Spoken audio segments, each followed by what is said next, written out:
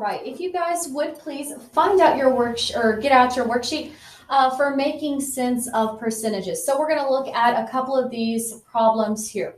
So stores often give discounts in the form of percentage. Below are two coupons from a department store.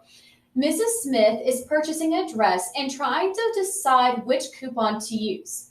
So I've got a 20% off coupon and a $20 off coupon. Number one is saying, how is a 20% off discount different from a $20 off discount? Okay, so my 20% off, okay, this is taking away 20% of the original amount. Okay, that is taking away 20% of my original amount, which means I'm going to do the original times 20% is equal to my take off. This is how much I'm taking off. Okay, versus, so that's the 20% off versus my $20 off. Okay, this is subtracting 20 from original amount. Okay, so let's say she picks up a dress off the rack and it's $65. I want to know for her which one would be the better deal, the 20% off or the $20 off. So I'm going to go ahead and split this here in half again, and I'm going to say this is my 20%, down here is my $20 off. Okay, so for my 20% off, I know part, whole, percent. I do not know my part because up here I'm told it's the original times 20% is equal to my takeoff. Well, my whole is how much my dress is, so $65. My percent is what my percentage off is, which is 20%. And the equation to help me find this is part is equal to percent times the whole. Now remember, percent needs to be written as a decimal. Well, 20% as a decimal is 0.2 or 0.20. I'm going to take my decimal, move it 2 times to the left. And I'm going to get that part is equal to 0.2 times 65. Let's go ahead and see what this is. So 65 times 0.2. Well, 2 times 5 is 10. 2 times 6 is 12, plus 1 more is 13. I have 1 decimal place behind, so I'm going to move my decimal 1 time to the left. And I'm going to get that part is equal to $13. Now, this is not how much my dress is. This is my take off. So I'm going to go back to the original of 65, and I'm going to take away $13. Well, 5 minus 3 is 2. 6 minus 1 is 5. So with a 20% off deal, I'm paying $52 for my dress. Okay? Well, what if I use the $20 off coupon? So all I'm told to do is subtract 20 from the original amount. So I'm going to do 65 minus 20. Well, 5 minus 0 is 5. 6 minus 2 is 4. So with my $20 off coupon, I have $45 that I'm paying for my dress.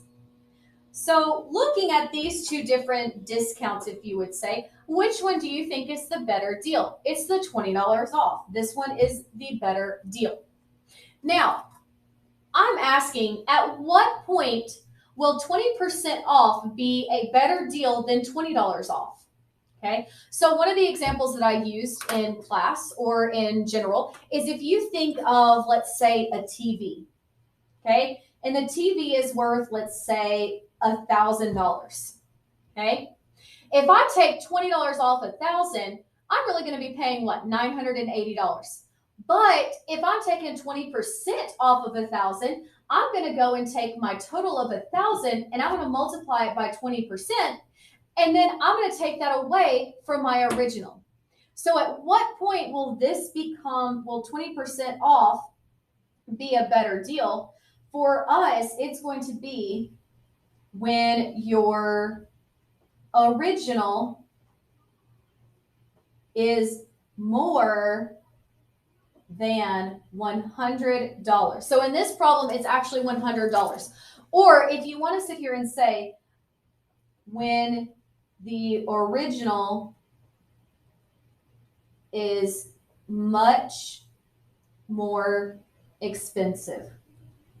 Okay, if you have like a small original amount, so like $10, Okay, or it's say what, 20 bucks, let's say like 40 bucks. Okay, 40 or 20% of 40, that's going to be roughly $5, I think, maybe.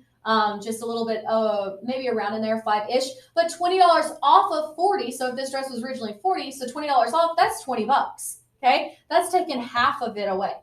So if it's smaller, that's when, your dollar off is going to be better than your percentage. But when you have a large amount, like my TV for $1,000, or in this instance at $100, these two break even. At 101, my percentage becomes more of a discounted price than my $20 does. Okay. All right, let's take a look at the back. So numbers 4, 5, and 6, they are answered with these questions right here. So Julie and her mom are shopping for some new jeans for school. They notice a rack of jeans with the sign on top of it, 40% off the ticketed price of already reduced merchandise.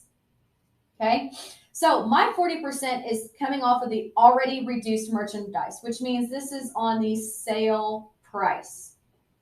Okay, Julie finds a pair of jeans her size, but unfortunately part of the price tag has been torn off.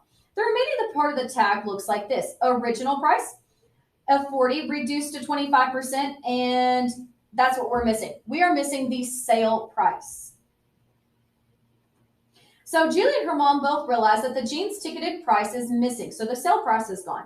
However, they both think they can figure out the final cost of the jeans. Julie's mom says since the jeans were already reduced 25% and are being reduced again by 40%, then they are on sale for 65%. Julie disagrees. Okay? So Julie thinks the reduction of 25% followed, so then by a reduction of 40%, is the way to calculate the final price. What would the final sale price be using Julie's method? Okay, so let's go ahead and use Julie's first. So part, whole, percent. Okay, my part is unknown. My total, so my original price of the jeans is $40. And we're going to take 25% off first. So we're going to take away 25%. Okay, so I'm going to use my equation from the front. Part equals percent times the whole. Well, 25%, that is equal to 0.25 times the whole of 40. So I'm going to have 40 times 0.25. 5 times 0 is 0. 5 times 4 is 20. Done with the 5 placeholder. 2 times 0 is 0. 2 times 4 is 8. I'm going to add everything up right here. 0, 0. Well, 8 plus 2 is 10. I see that I have 2 place values behind the decimal, so I'm going to move it 2 times to the left. And this becomes $10, which is my part. Okay, so my jeans are originally 40. They do not go down to 10. This is my part. This is 25% off. So I need to take 40, and I'm going to subtract $10 from it to see that my sale price, which is what is missing on my ticket, is $30. Okay. Then we say that we're going to reduce the new sale price. So I'm reducing my sale price here by an additional 40%. So my part is still unknown. My whole is my sale price of 30, and my percent is 40. And so part is equal to percent times the whole.